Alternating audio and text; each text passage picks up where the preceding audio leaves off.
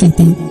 صدقہ بن مرداس نے اپنے والد سے روایت کی ہے کہ انطاکیہ کے مضافات میں میں نے ایک اونچی جگہ پر 3 قبریں دیکھی جن پر کچھ اشعار لکھے تھے۔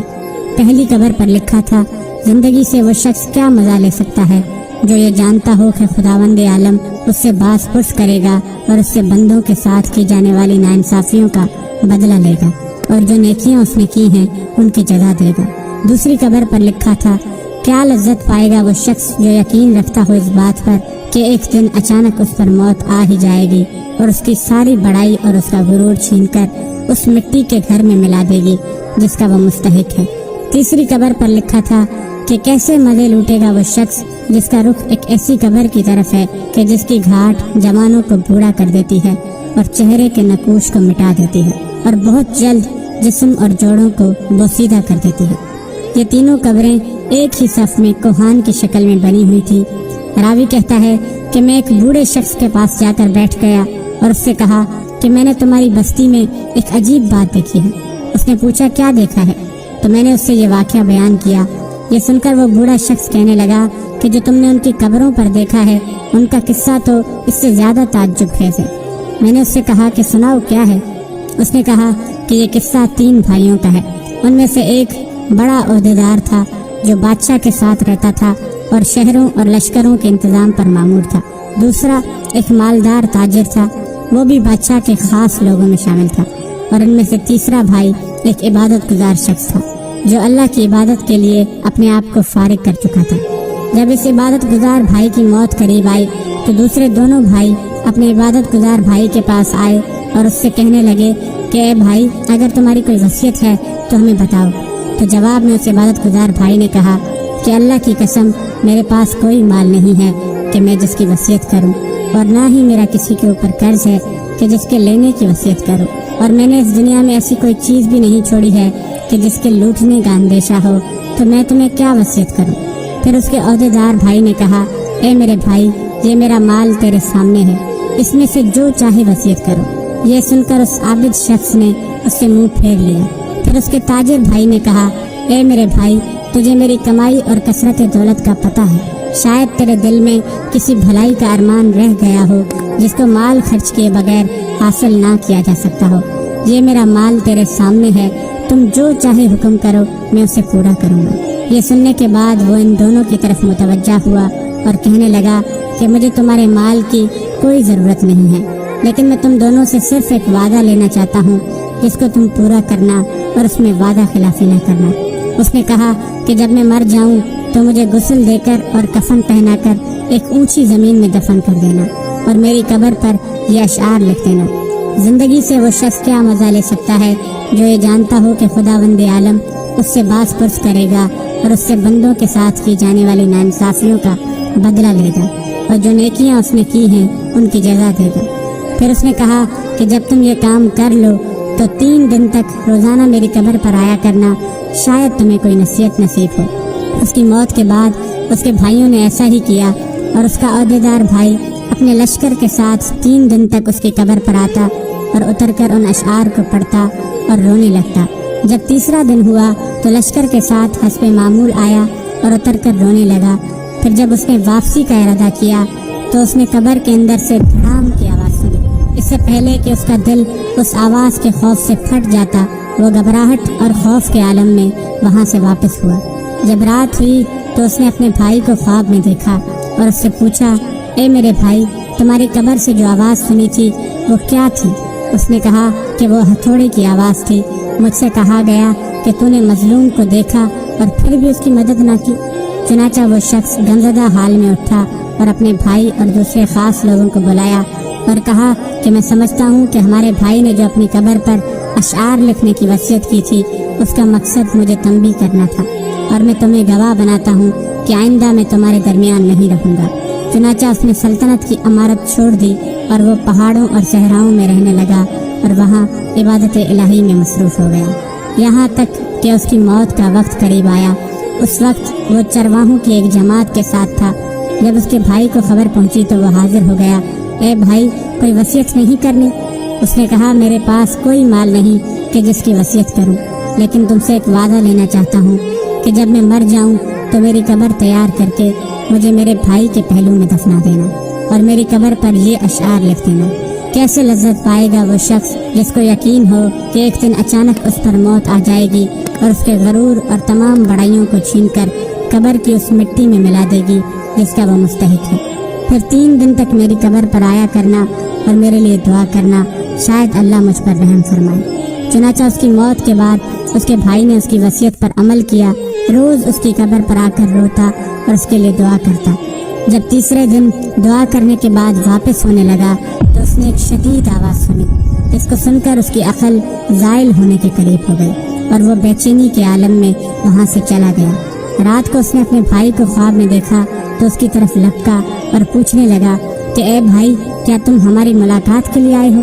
تو اس نے کہا کہ ملاقات تو ابھی بہت دور ہے۔ پھر میں نے اس سے پوچھا، اے بھائی تیرا کیا حال ہے؟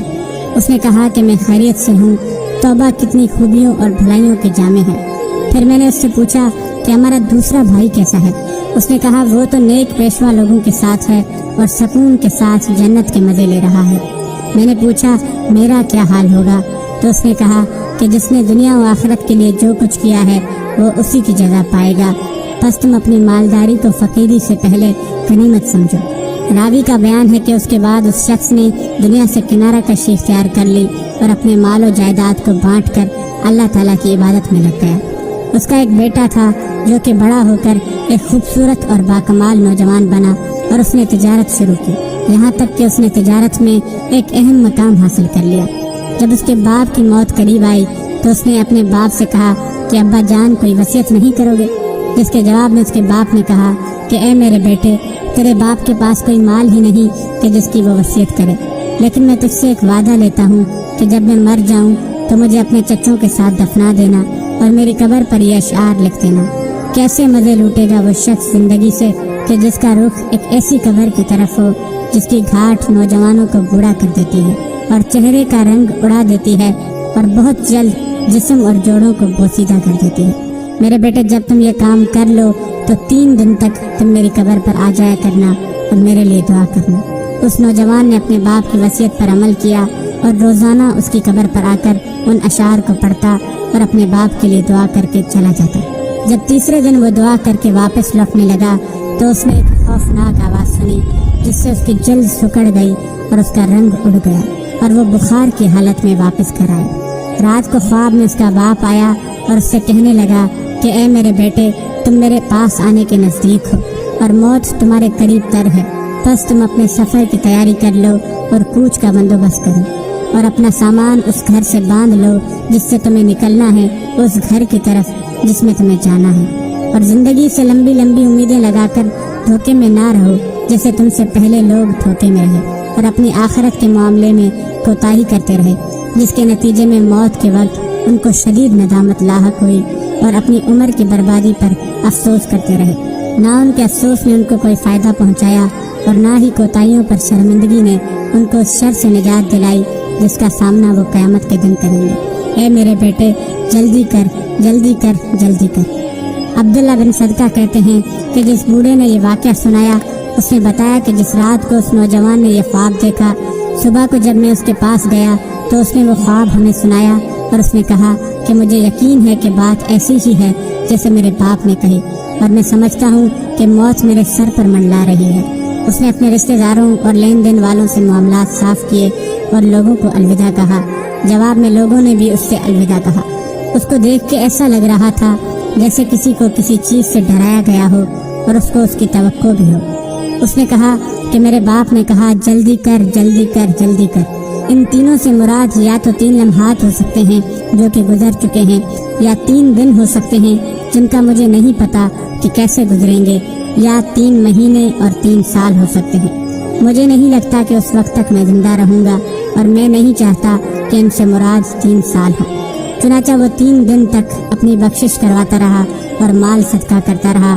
جب اس خواب کو تیسرا دن ہوا تو اس نے صبح سویرے اپنے اہل و عیال کو جمع کیا اور ان کو الوداع کہہ کر سلام کیا اور پھر قبلہ رخ ہو کر لیٹ گیا اور آنکھیں بند کر کے کلمہ شہادت پڑھا اور اسی حالت میں اس کی روح قبض کر لی گئی۔